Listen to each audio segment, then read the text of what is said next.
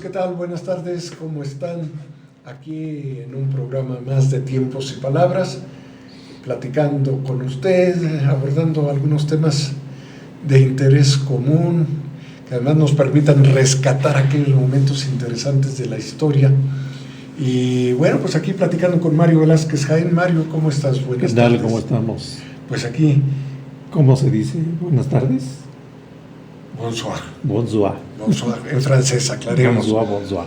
Sí, porque aunque nos adelantamos unos días, 2-3 días, hoy es 11, al 14 de julio, que es la efeméride del Día Nacional de Francia, porque es el 14 de julio de 1789 la toma de la Bastilla en el siglo XVIII, fines del siglo XVIII. Poco más de 76, 89, 13 años después de la declaración de independencia de los Estados Unidos, ocurre en Francia su propio movimiento de rebeldía, pero con los matices y las características propias de este país. Toman la Bastilla. No es que allí arrancara, que allí iniciara el movimiento de sublevación, la revolución propiamente dicha del pueblo francés. Esta, de hecho, había empezado ya unos días antes.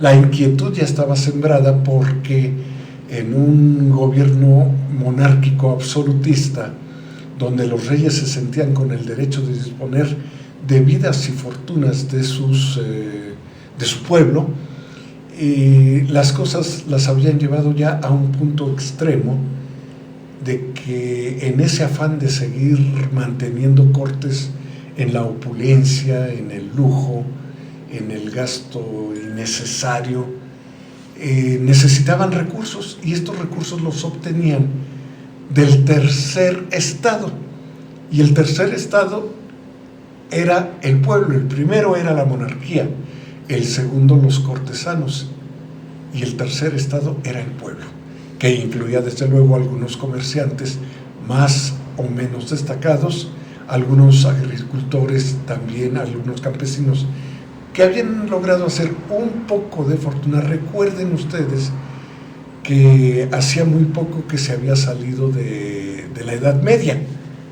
El Renacimiento se había vivido, pero todavía no despegaba, no alcanzaba a despegar profunda y estructuralmente el mundo moderno.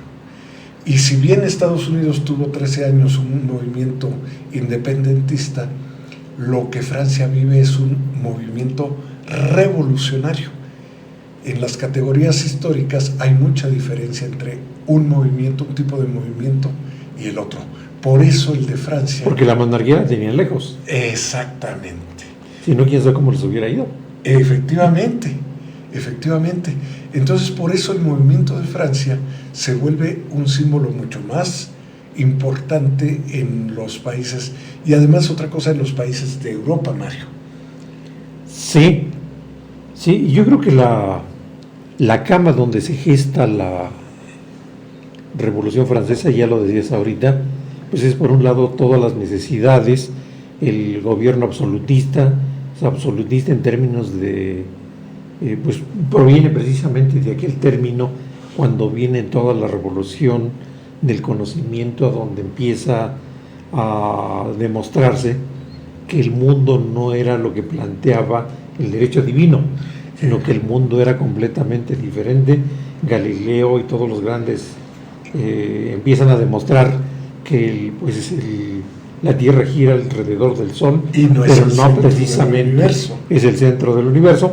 Entonces hay un rey que, tomando estas enseñanzas o estos principios, dice, bueno, es que estamos en la época de la razón, entonces el pueblo soy yo, y le llaman el Rey Sol. Entonces, es antepasado de Luis XVI. Así es. Creo que es el que hace Luis XIV. Creo que es el que hace el castillo muy grande de Versalles, ¿no? Versalles, me parece que sí. Sí, entonces pues vienen gestando así una serie de cosas ya desde antes, con la idea del conocimiento y la ruptura con el derecho divino, ¿no? Pero cuando alguien alguno de estos autores que tenemos aquí, no recuerdo si fue Leviatán o alguno de ellos, plantea precisamente que pues el sentido de razón nos lleva a que pues por qué los reyes tenían que ser descendientes de un derecho divino cuando deberían de demostrar otra cosa, y se empiezan a gestar y a construir alrededor del término que se llama ilustración. Entonces, la ilustración, ¿qué es? La ilustración es una época en la cual se gestan las principales ideas que nos llevan a recopilar una serie de principios de hombre, mundo y realidad, y también de república y estado, que se empiezan a gestar y a construir alrededor de ellos. ¿Quiénes son? Pues Maquiavelo, para empezar, que es un hombre muy práctico, que construye la idea del gobierno, la idea del príncipe, no aborda el tema teórico como lo abordan los otros. Él aborda el tema completamente pragmático, tratando de recomendarle al príncipe de un país, y un país que hoy te ríes de eso, porque el país era un pedacito de Italia, y ahí se veía de qué tamaño eran los horizontes. Y su comarca eran ¿De qué tamaño eran los estados, ¿no? Por ejemplo, en ese sentido, bueno, pues Hidalgo podía ser una república. Claro. ¿Sí? Claro. Entonces, él recomienda a los príncipes, al príncipe no recuerdo quién le recomienda, pero él vive con muchos periodos, muchas cosas, muchas penurias, muchas situaciones que lo van envolviendo, y al final de su vida construye el libro del príncipe y otros más, sí, porque no es el único, ¿no? Que además, Mario, hay que aclarar, el príncipe de Maquiavelo no es un libro maldito y malévolo. No. Porque todo el mundo utiliza el término maquiavélico por querer decir malévolo, infame, traidor, desleal, es decir, cargarlo de una serie de adjetivos descalificativos. Y no es cierto. Ni tampoco es un técnico de la política. Tampoco, es un libro pragmático de recomendaciones surgidas en su época, en donde le dicen a los gobernantes: no juzgues solo a partir de lo bueno o de lo malo, sino de lo que tienes que hacer para que este territorio que gobiernas siga funcionando. Ese es el verdadero sentido del término maquiavélico, si lo queremos usar, sería en ese sentido y no en el término de malévolo, maldito o dañino. Yo creo que el primer maquiavélico pues pudo haber sido Dante Alighieri, porque Dante Alighieri escribe un libro años antes que Maquiavelo. El libro de, la Divina Comedia, que es la Terrible Comedia, está envuelto de una serie de historias, pero también de principios, a donde dice: mira, si tú no te comportas éticamente, este iba a ser tu lugar. Sí. Entonces ahí también se cruza con otro autor, que es el holandés Baruch Spinoza, que Baruch Spinoza, pues él vive en Holanda y vive en todo un proceso en el cual las luchas por la república y las luchas por el poder, las luchas por la economía, va construyendo la necesidad de alguien que reflexione, alejado del derecho divino, alejado de la teología, alejado yo diría hasta del principio de la regla de San Agustín, que viene siendo un principio desde la perspectiva de la religión, un conjunto de principios que obligan al individuo a comportarse ética y moralmente, no solamente en el ámbito personal, sino también en el ámbito de los negocios, en el ámbito económico, en el ámbito de los préstamos y en el ámbito de muchas cosas. Entonces, Baruch Spinoza lo que dice: vamos a construir un libro acerca de la ética del individuo, de su realidad y de varias cosas. Y del nuevo individuo. Y del nuevo individuo enmarcado y ajeno a todo este proceso, ¿no? Ahora, dices algo interesante. Después de esos 10 siglos de Edad Media, que todo el mundo la califica de edad débil, una edad débil que duró 10 siglos, es la época histórica más larga que se ha tenido, pero bueno, después de eso... Con el alto y el bajo.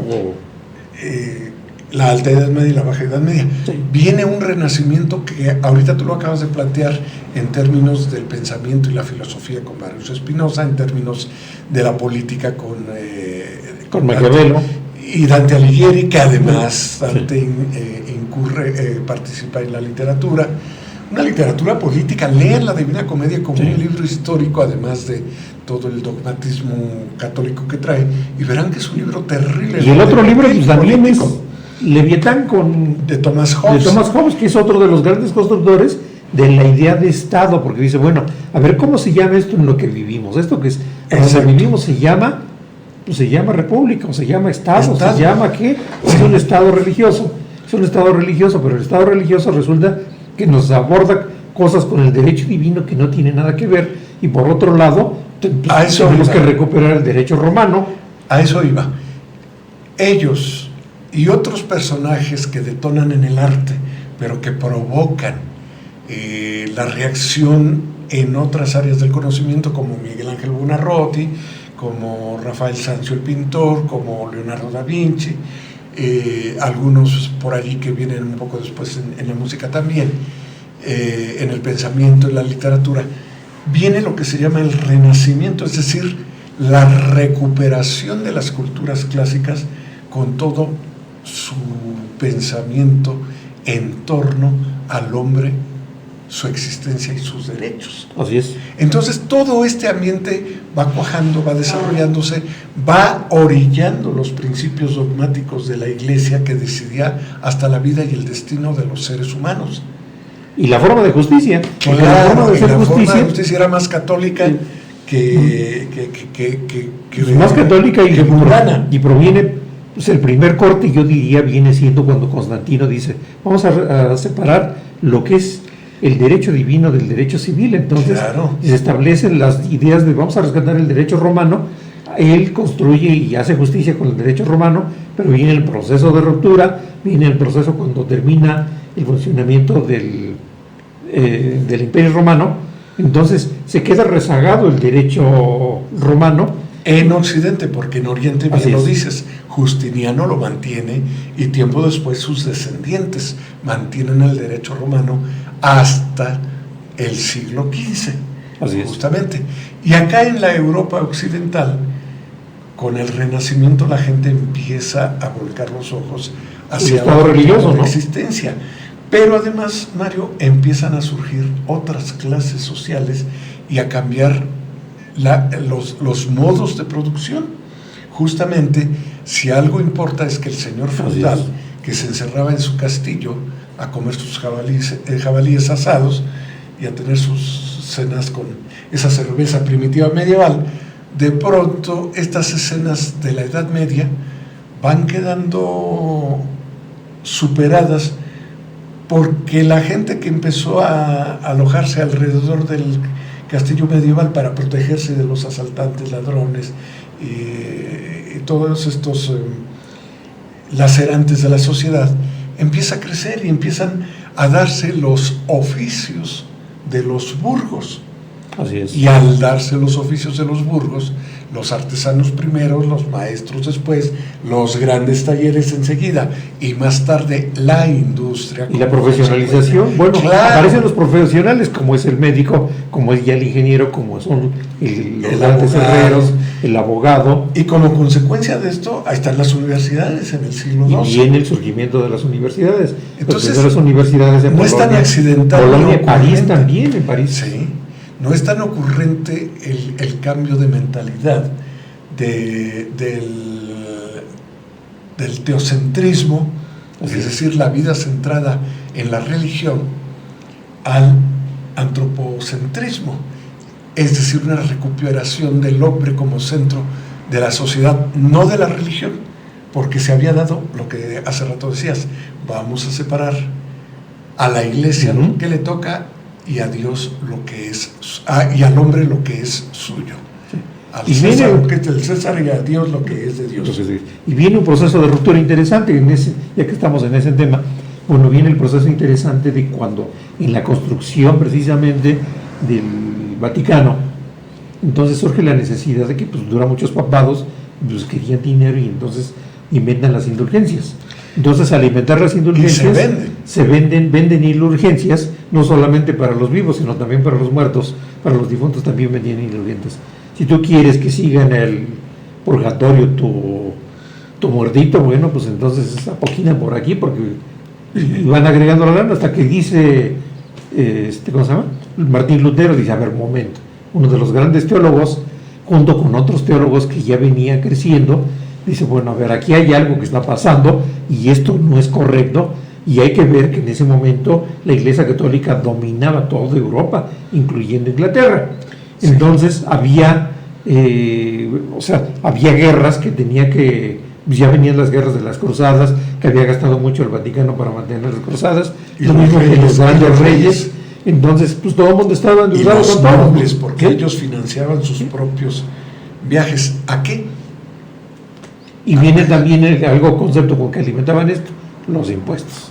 Desde luego. Ahora, interesante es que como consecuencia de todos estos pensadores que ahí vienen primero aislados y después asociados por voluntad o por coincidencia, se viene el cambio de mentalidad respecto al conocimiento sistemático y cuestionador frente al conocimiento dogmático de la Iglesia, el conocimiento que se divide en dos, inquirente de lo que después se llamará de manera estructurada la ciencia. Y ahí viene la ilustración, precisamente. Pero antes de la ilustración, déjame terminar el argumento de qué pasa con Lutero, ¿no? Porque Lutero se encuentra con ese panorama que ya describíamos, de que todo el mundo le debía a todo el mundo y todo el mundo le cobraba todo. Entonces hay un conjunto de cuestiones ahí imperantes que requerían o demandaban alguna situación ahí por ahí que tenía que manejarse, ¿no?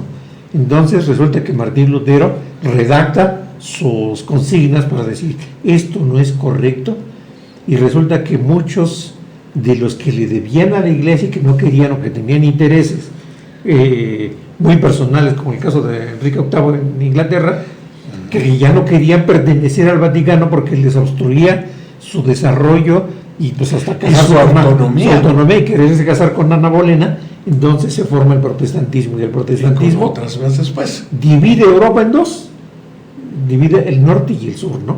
Y resulta que los que eran perseguidos originalmente por la religión católica, que quién eran, básicamente los que eran judíos, conversos y otros, y los contestatarios, como y los que debían dinero, exactamente, y los que estos grupos, y los que ya estaban, los que eran perseguidos por el desarrollo del conocimiento, pues se refugian en el protestantismo.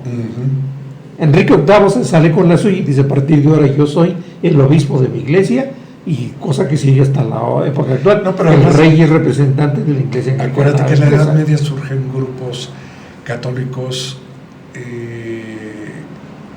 ¿cómo decirlo?, ocultos o discretos, como los cátaros, como cuáqueros. Los cuáqueros, ¿y cómo se llamaban estos que van por se la pasan buscando el arca? El Arca de la Alianza. El Arca de la Alianza, se me fue el nombre, si te acuerdas. Los templarios. Bueno. Los templarios, y luego otros grupos. Bueno, los templarios ya venían atrás, ¿no? Poco después, como los masones.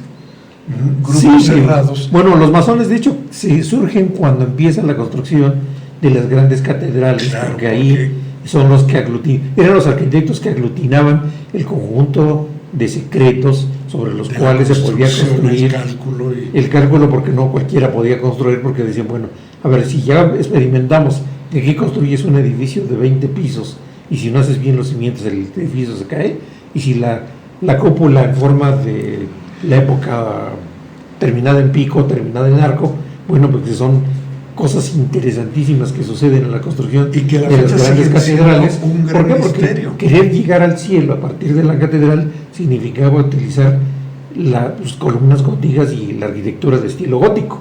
Así es. Hay dos novelas que yo les recomiendo mucho para entender un poco esta construcción de las iglesias medievales. Una es Los pilares de la tierra, muy buena, de Ken Follett, que narra con un poquito de alteración en la fidelidad histórica, pero se apega bastante, narra la construcción de una iglesia gótica.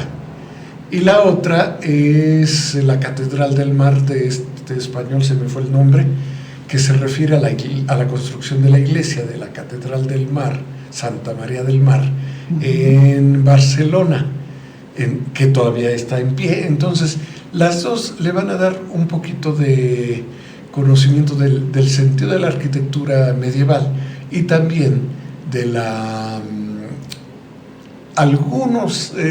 lanza algunas cuestiones de cómo era la vida en estas épocas. Aunque le digo, hay que leerla con cuidado, porque en momentos la historia de las mentalidades podría poner en juicio mucho de las actitudes que se presentan. Y los tiempos, ¿no? Pero valen la pena definitivamente. Y los tiempos, porque en la historia novelada te encuentras de repente que en 3 páginas recorres 20 siglos.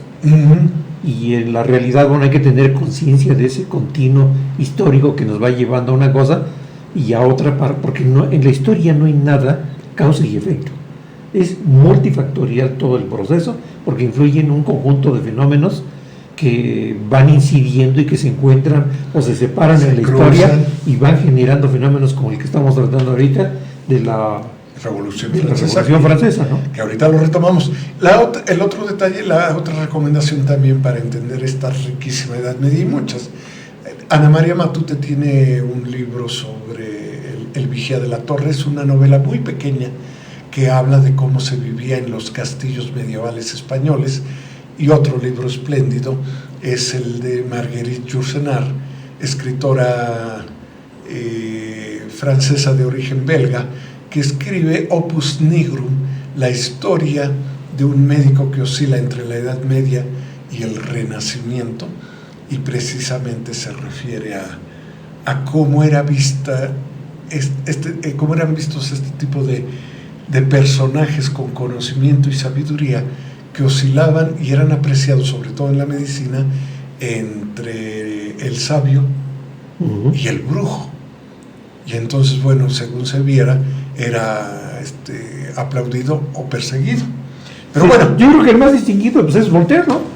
Porque Voltaire empieza como poeta, y como poeta lo corretean, y sale a Inglaterra, y regresa de Inglaterra pues ya como un exacto, como filósofo político. Ya en la Francia pre-revolucionaria viene el grupo de los enciclopedistas. Así es. Justamente gente que hereda. Y no por apellido solamente, ni por nombre, sino porque eran verdaderos oficios.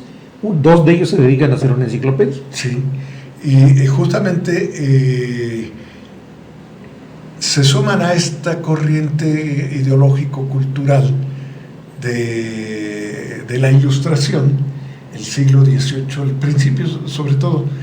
En Francia se interrumpe un poco la Ilustración con la Revolución Francesa, pero la alimenta.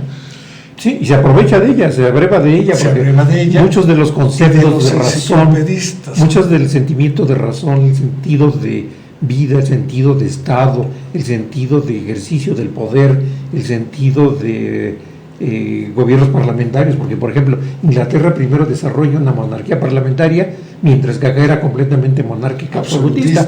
Entonces de repente empieza a decir, oye, fíjate cómo está pasando allá y acá, pues oye, pues, nos tienen aquí, mira cómo están viviendo. Entonces, pero lo interesante es que se empieza a cuestionar esta forma de vida a partir de la naciente burguesía. Así es. Los comerciantes enriquecidos, los agricultores enriquecidos, se empiezan a cuestionar. Que no pagaban impuestos. Y que además se alimentan de las ideas de los enciclopedistas, ideas que por demás eran de avanzada. No es que fueran ideas revolucionarias, pero sí eran ideas de avanzada que también influyen poco después, en el siglo XIX, en América hispana.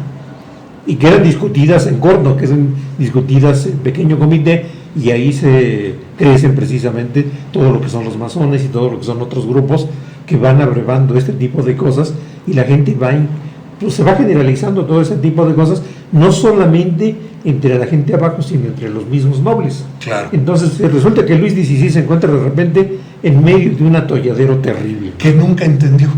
No lo entendió, pues era un muchacho de 19, 20 años, ¿no? Por una parte, asume el reinado antes de los 12 años. Le encantaba la relojería, leer, los jardines y la jardinería. Lo demás que se ocupara otro de conseguir los dineros.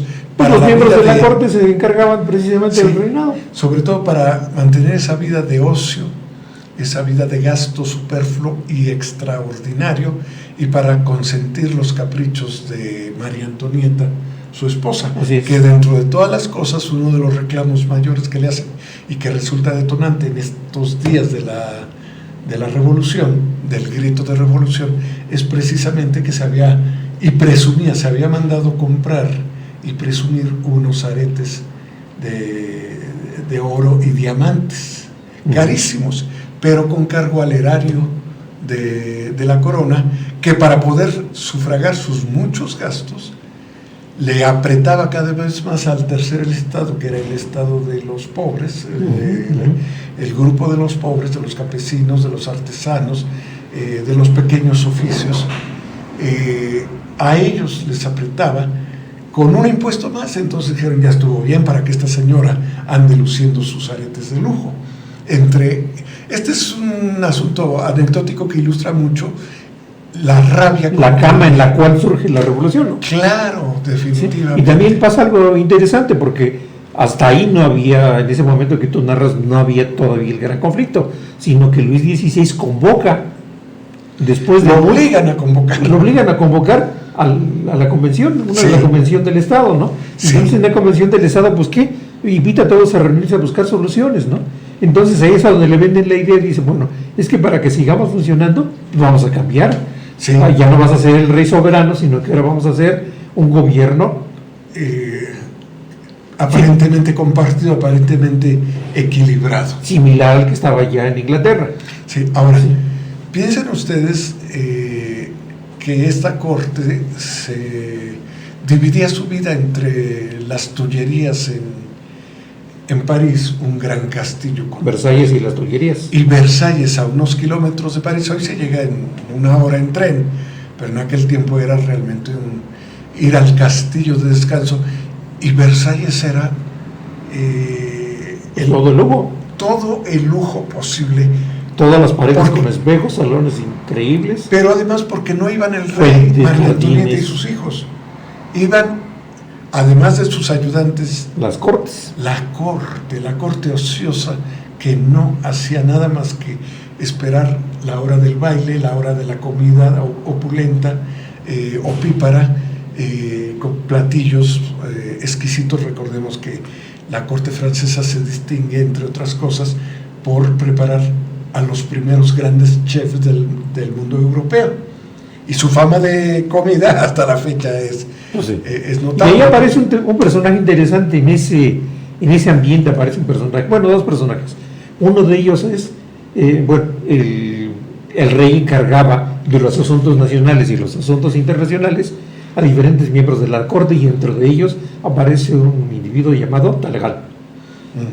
Se escribe Talleyrand, pero se pronuncia Talleyrand. Entonces, resulta que Talleyrand se convierte en todo un experto en gobierno realmente, ¿no?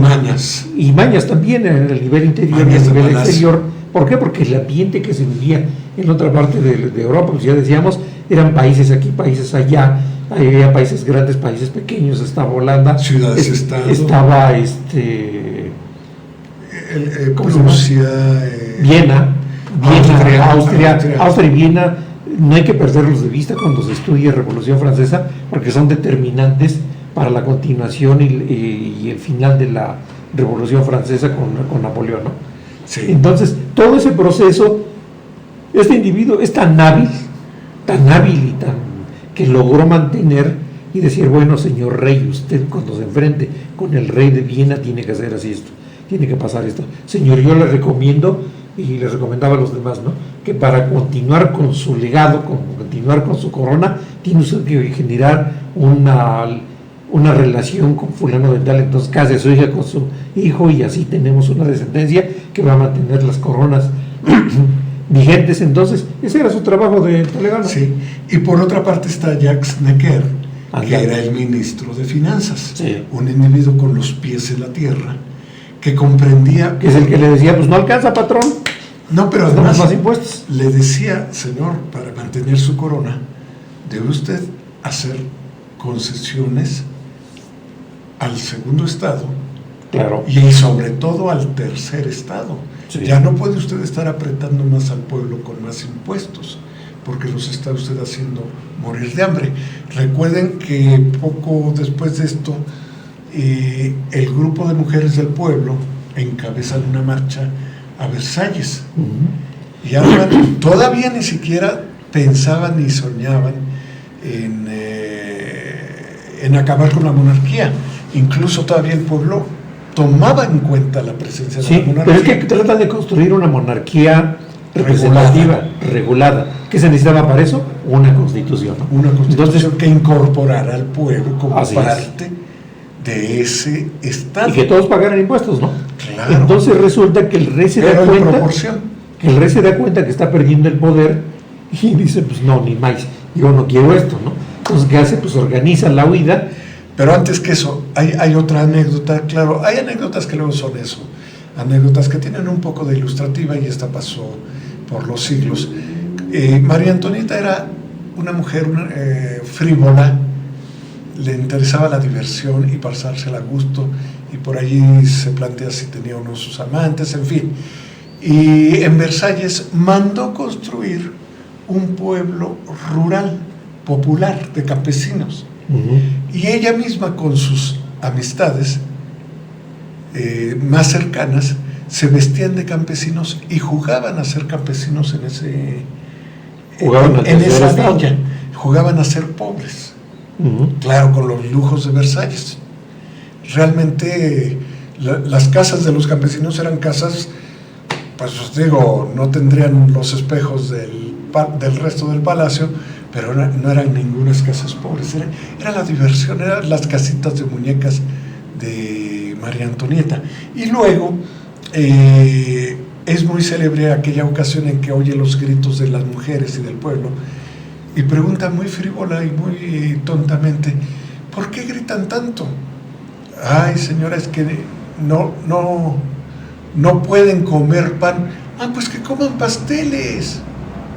O sea, era tal su torpeza, su desconocimiento de la realidad, su falta de vivir pueblo. Su falta de sensibilidad, ¿no? Claro, que entonces esto tenía que llegar al límite y así ocurrió. Ahora, para llegar a esto que tú quieres comentar, las cosas se fueron acrecentando. El 14 de julio de 1789, lo que hace el pueblo enardecido, después de una primera reunión donde Luis XVI los manda al diablo, los desconoce. Pero ya existía una constitución. Ahí ya había una constitución. Ya se adelantan algunos principios de una constitución que después cobrará, y ahorita lo vamos a mencionar, lo de los derechos, ¿no? Pero ¿qué hace el pueblo? Enardecido va y toma la Bastilla. No toma las Tullerías, toma la Bastilla. La Bastilla, quiero aclararlo para que no se escuche mal. La Bastilla era la cárcel. Que no había muchos prisioneros, pero había bastantes balas. Sí, pero finalmente era el símbolo de la represión más absoluta, porque había sido una cárcel de décadas, y allí justamente se simbolizaba la represión del rey absoluto sobre el pueblo. Por eso toman la Bastilla y la queman. El 14 de julio es por eso el día más simbólico que empiezan a tocar las campanas de la revolución. Pero no pensaban en quitar al rey, lo que le estaban diciendo es: regulemos la monarquía. Hasta aquí llegamos. Tú sigues siendo el rey, es contrario a la canción, Sí. Pero regulado por una constitución que proteja los derechos del pueblo, que los proteja sobre todo del abuso que tú ejerces como absoluto y sobre todo a través de los impuestos. Y atrás había Richelieu hecho su chamba. Ahora, ¿qué ocurre? Y aquí es lo que tú dices, la huida. Él llega un momento... Bueno, él lo llevan al Palacio de las Tullerías para que estuviera cerca del pueblo. Entonces ahí le dicen, aquí va a ser tu lugar de gobierno. En lugar de salir y convivir, se encierra y se protege. Se encierra, se protege, entonces viene... Y se espanta. Se espanta y también participa en la convención para la redacción de la Constitución, se da cuenta de todo como le están moviendo el tapete. Entonces, como decir, le están moviendo el tapete, entonces hay que hacer algo. Entonces él, pues en su temor y todo, que estaba perdiendo el poder, que estaba perdiendo la vida licenciosa que se llevaban, entonces calculan y desarrollan la gran huida. Entonces los miembros de la convención lo cachan cuando va llegando ya a la frontera y lo regresan en Bacachato y lo acusan en ese momento de traición. en Varenes. Hay una película muy interesante todavía con Marcello Mastroianni, La noche de Varenes. Es de un director, creo que italiano, sin estar muy seguro, pero es una excelente película de este momento en que le organizan la huida y está saliendo exitosa hasta que llega a Varenes, un pueblo fronterizo, ya a punto de atravesar la frontera y salvarse, pero en eso corre la cortina y se asoma, y una mujer del pueblo lo ve y mira una moneda. Las monedas se hacían con la efigie del rey, y dice: el rey va allí, se está escapando, y allí es donde detienen a la familia real, y va de vuelta, va de regreso a las Tullerías, pero ya como prisioneros. Ya como prisioneros. Y acusados. Esto de fue en el 91, 2 años después. Así es. De la toma de la Bastilla. Es decir, no atentaban contra su vida, pero después de esto, y con la participación de los jacobinos en la convención, que habían tenido una lucha con los giraldinos. Ajá. Entonces, y en esa lucha, pues los giraldinos eran los tranquilos. Y los que querían regresar al esquema del poder. De alguna manera, y los jacobinos eran radicales y combativos.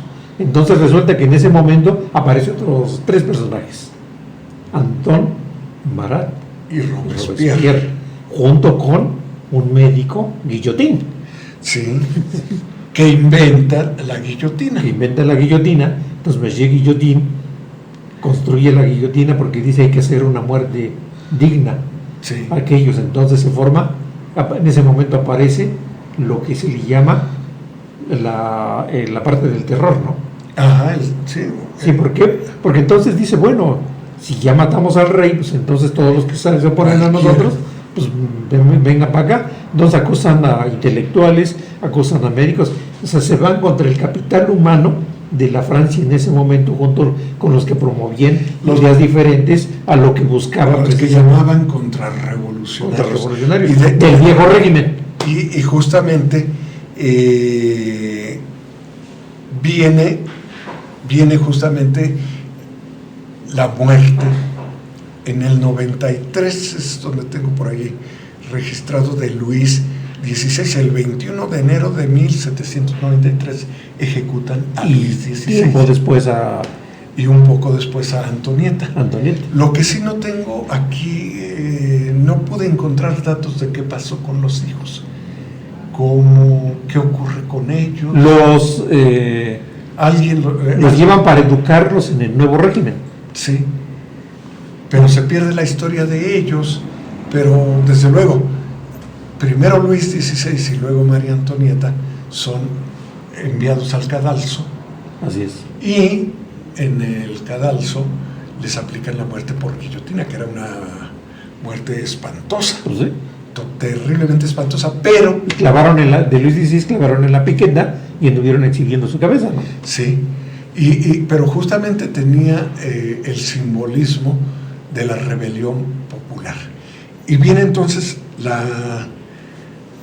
viene toda la construcción de esta convención, muy abanderada por los jacobinos, por Robespierre particularmente, Jacques Robespierre. Y aparece otro personaje, Fouché. Un poco después Fouché, pero Fouché aparece después que Robespierre sale de la escena. Así es. Primero. Pero también, ¿qué pasa afuera, no? Afuera se enojan porque habían matado al rey, porque el rey formaba parte de las descendencias de todas las coronas, lo mismo que... Sí, y Francia e Inglaterra Inglaterra, Viena, Austria, todos ellos. A entrar en conflicto. Recordemos que María Antonieta era descendiente de la realeza austriaca. Entonces empiezan a protestar y a decir: oigan, vamos a declarar la guerra a esta Francia republicana. ¿Por qué razón? Pues porque decían: si no, el rato sirve de mal ejemplo, cosa que ocurrió. Sí. Y Napoleón entonces empieza... Pero, perdón, primero Robespierre es enviado, lo acusan de abuso de poder, de extralimitarse en el ejercicio y de abusar, sobre todo en la cantidad de gente que mandó a la guillotina, porque fueron miles. Sí. Y él mismo acaba siendo juzgado por la convención. Los 3 son asesinados, ¿no? Robespierre en la guillotina, El otro lo matan en Latina. Danton muere en Latina y Marat de una enfermedad. Sí. Una enfermedad. Y es cuando sí entran en juego otros personajes, como el mismo Lafayette, que participó en la lucha por la independencia de los estados, de las colonias británicas, y que al estar en Francia como embajador Jefferson, sirve y los ayuda a redactar un documento maravilloso. ¿Qué es el Acta Civil? Es de los derechos Acta humanos. Civil de nacimiento de Francia. Aquí trajo Mario un cartel que reproduce coloreadamente la Declaración de los Derechos del Hombre y del Ciudadano, y que es emitida en 1789. Son 17 disposiciones jurídicas que marcan los principios bajo los cuales se va a regir la nueva república. Ya no es el reino, es la república, y que además declara los derechos de los... Y aparece en la parte superior un símbolo que ya plantea la idea precisamente masónica, a través de la libertad, igualdad y fraternidad.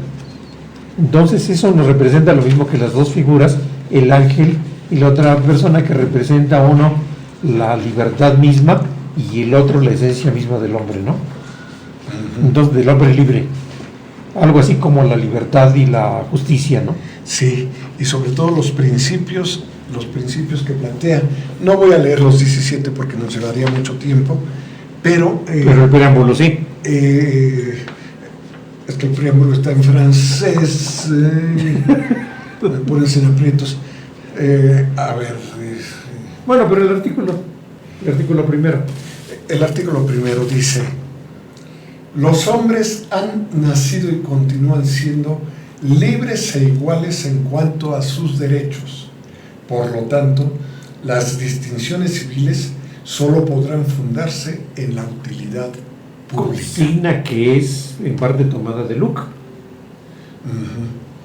Luego, la finalidad de todas las asociaciones políticas es la protección de los derechos naturales e imprescriptibles del hombre, y esos derechos son libertad, propiedad, seguridad y resistencia a la opresión. Es interesante aquí escuchar el término la propiedad. Es decir, este documento surge mucho antes que toda la conciencia de los obreros ingleses, que se fortalecen después de la Revolución Industrial, como consecuencia de la Revolución Industrial, y donde poco después, al siguiente siglo, el siglo XIX, Marx va a estar, a mediados del XIX, va a estar planteando el asunto de la propiedad como un asunto cuestionable, y por eso aparece aquí, todavía es el liberalismo, porque inclusive se limita al Estado como regulador de la economía, se le limita. Por eso es interesante. Tercero, la nación es esencialmente la fuente de toda soberanía. Ningún individuo ni ninguna corporación pueden ser revestidos de autoridad alguna que no emane directamente de ella. Es decir, está aprendiendo, insisto, el liberalismo y la democracia como las fórmulas, la ideología que proviene precisamente de la Ilustración. Efectivamente. Leo ahora el 15. El 14. Todo ciudadano tiene derecho, ya por sí mismo o por su representante, a emitir voto libremente para determinar la necesidad de las contribuciones públicas, su adjudicación y su cuantía, modo de amillanamiento y duración. Nuevamente vamos sobre el asunto de la economía, que antes no era tomada en cuenta, se hacía porque el rey lo decidía, punto. 15. Toda comunidad tiene derecho a pedir a todos sus agentes cuentas de su conducta. 16. Toda comunidad en la que no está estipulada la separación de poderes y la seguridad de derechos un término interesante, necesita una constitución.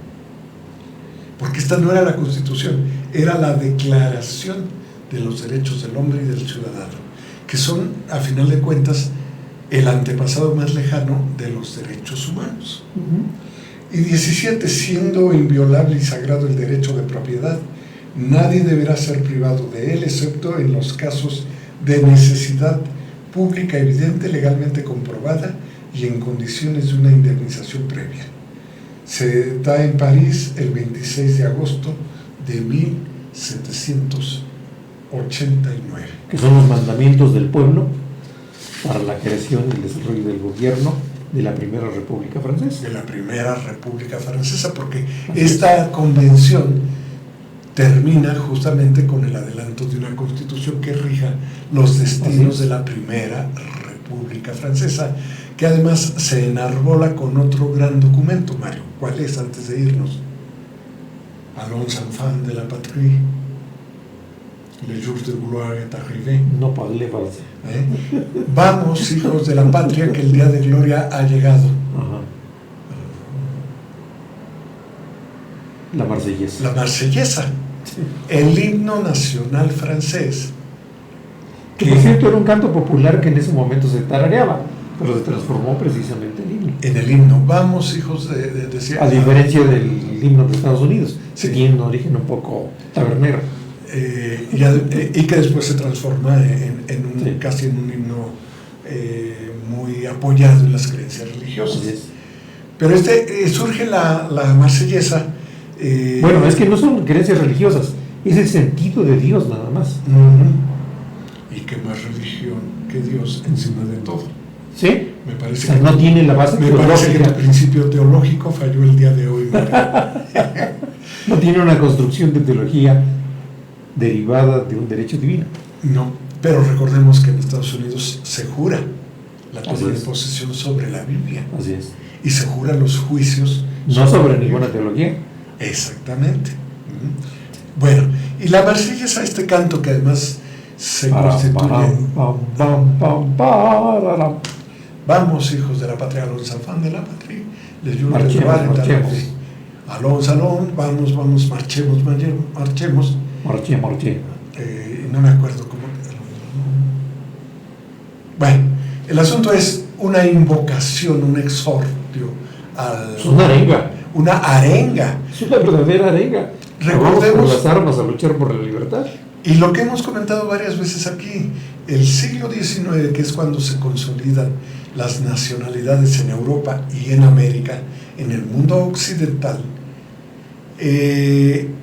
cuando la autonomía se rige por la fuerza de las armas, por las confrontaciones bélicas, entonces los himnos tienen un marcado carácter bélico y un ritmo muy enérgico, casi de marcha festiva, y entonces es cuando surgen estos himnos nacionales con un notable.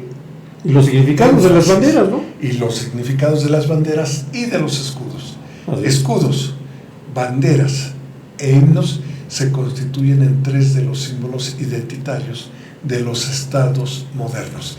Como conclusión, la Revolución Francesa da origen a la historia moderna, a los estados nacionalistas modernos. Yo creo que esto es algo de lo más importante. Rompe con los esquemas de la monarquía absolutista. En lo futuro, si algunas monarquías subsisten todavía, lo hacen en términos de ser monarquías constitucionalistas, prácticamente todas las parlamentarias. Y lo parlamentario se sustenta en un documento que de alguna manera Francia sigue un sistema muy similar a algo parlamentario, ¿no? Porque la definición, ahorita por ejemplo que está pasando por un proceso interesante en el cual convocaron a unas votaciones anticipadas, pues resulta que el nuevo que llega como nuevo posible ministro, pero no llega con todo el apoyo de las cámaras. Entonces ahí están las cosas muy interesantes, porque es precisamente el juego de poder, y a fin de cuentas es lo que buscaba precisamente la idea de la república, la división de poderes, que es una de las partes fundamentales en las cuales se funda el principio de la república, la división del poder, ¿no? Que además la división de los tres poderes, legislativo, ejecutivo y judicial, ya la había adoptado Estados Unidos. Así es. De allí Jefferson influye seguramente, porque como les decía, él no quiso aparecer de manera directa y evidente en la regulación de estas 17 normas, y Washington también, pero sí influye por invitación de Lafayette. Entonces la nueva República Francesa toma esta división de 3 poderes, pero también hay algo muy interesante. Cuando llega esta división de poderes también empuja a otra división, la separación entre la Iglesia y el Estado. Es decir, la Revolución Francesa no solo rompe con su monarquía. Que pasa algo interesantísimo, ¿no? Pasa algo interesantísimo porque viene en este momento se rompe completamente con la religión y se rompe completamente con todo lo que era del antiguo régimen. Se desaparece la Universidad de París y desaparecen todo lo que estaba relacionado, seminarios y templos y todo esto. Todo lo que oliera a monarquía. Entonces llega el momento que ya se consolida, se va consolidando la revolución y aparece, por ejemplo, Napoleón ya como... Ya está tocando el joven Napoleón que participa en que da el golpe de Estado a la República. A la República, da el golpe de Estado después. Para convertirse precisamente, y en ese momento termina el proceso de la Revolución Francesa y empieza el principio de la Nueva República. Pero entonces, del Nuevo Imperio. Del Nuevo Imperio. Entonces resulta que Napoleón se encuentra con la disyuntiva, seguramente recomendada por Talleyrand, para decir, bueno, para que seas monarca tienes que ser reconocido por las naciones, y empezando por el Vaticano. Dice, oye, pero rompimos con toda la iglesia, rompimos con todo esto, pues convócate un concordato. Entonces realiza el concordato y en el concordato se liman las perezas con las coronas que están alrededor, junto con Italia y con Roma, que ya tenía como representante al Papa. Exacto. Entonces en ese concordato se acepta la religión, pero ahí pasa algo parecido, muy interesante, porque no es la religión, sino son religiones y creencias. Entonces eso es muy importante de la Revolución Francesa, porque establece entonces lo que Voltaire promueve, que es la tolerancia a la iglesia. Claro. Y en ese tenor dice, bueno, seamos tolerantes, no destructores que junto con Baruch Spinoza, junto con los conceptos de Francisco de Vitoria, construyen la idea de la tolerancia y la idea de la construcción de una forma del derecho nacional y del derecho internacional en respeto a los demás, ¿no? Entonces son conceptos muy interesantes que no hay que perder de vista para llegar a entender el verdadero legado de la Revolución Francesa. Entonces, entre esas brillantes consecuencias está esto que planteas, una nueva manera de enfocar la relación Estado-Iglesia, una nueva manera de enfocar la relación Iglesia-feligreses. Sí. La gente del tercer estado, que desaparece como tal, tiene derecho a voz y a voto, es decir, a participar en la construcción de un nuevo contrato social, que ya Rousseau adelantaba antes. Y la separación de Iglesia y Estado es algo fundamental. El establecimiento de principios democráticos, la igualdad de los ciudadanos y un mejoramiento de la economía, además del fortalecimiento de una clase social que empieza a generar otros modos de producción y otros modos de economía. Una clase media que se va a reconocer como burguesía. Sí. Y algo muy interesante, la emancipación de la esclavitud. Desde luego. Y otro dato importante, si bien en estos principios no se es específico con la presencia y la participación de la mujer, que fue muy activa en los levantamientos, lo cierto es que sí hubo por allí mujeres, esposas incluso de muchos de estos participantes, que dijeron, oye, momento, levantaron la voz y dijeron, también nosotras participamos y somos parte de este pueblo. Empieza de alguna manera el germen de la presencia de la mujer y la búsqueda de sus derechos en las votaciones y en una emancipación que llevará siglos, pero tiene allí una presencia, un germen de alguna manera. Pues en términos muy generales, pero no quisimos dejar pasar. Muy a la carrera. Muy a la carrera. Hay muchos detalles que se quedan en el tintero, Sí. muchos momentos que se quedan en el tintero, como por ejemplo el absolutismo, que tiene características ya de una monarquía representativa, pero que no llega a cuajar, no solamente en Francia, sino en varias partes de Europa en ese momento, ¿no? Sí, efectivamente. Pero una cosa es cierta, este movimiento revolucionario francés, a pesar de todos los contratiempos que ha seguido viviendo en su historia, sirvió como modelo, como ejemplo, como prototipo de una serie de luchas revolucionarias que dan origen al mundo moderno occidental. Así que pues... Sí, y hay que leer Ilustración, todos los representantes de la Ilustración, para poder entender el verdadero sentido de la Revolución Francesa, su legado, que está presente con nosotros todavía. Sí. Está presente, tú dices, ¿en qué? Bueno, el derecho civil, por ejemplo. El derecho civil, la Constitución, los derechos del hombre. Efectivamente, y los derechos humanos que tienen su germen ahí. Les recomiendo, final, para terminar, una lectura, El siglo de las luces, de Alejo Carpentier.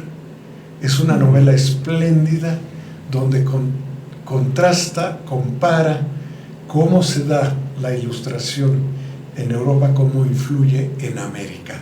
Léalo. Para mi gusto, es la obra literaria más lograda del novelista cubano Alejo Carpentier. Pues Mario Velázquez, interesante la charla. Muy interesante. Muy incompleta, nos faltó mucho tiempo, muchos datos, mucho manejo del tema. Pues es que esto va para una serie, no para un programa. Exactamente. Pero quisimos compartir con usted, no nuestra experiencia, sino nuestra mucha ignorancia sobre un tema tan interesante, e invitarlo a que lea más sobre el asunto, sobre el 14 de julio de 1789 y la toma de la Bastilla en Francia. Le agradecemos que nos haya acompañado. Le mandamos un saludo a Arturo Moreno, nuestro amigo. Hoy no pudo estar con nosotros. Soy Marcial Guerrero. Nos vemos dentro de 8 días.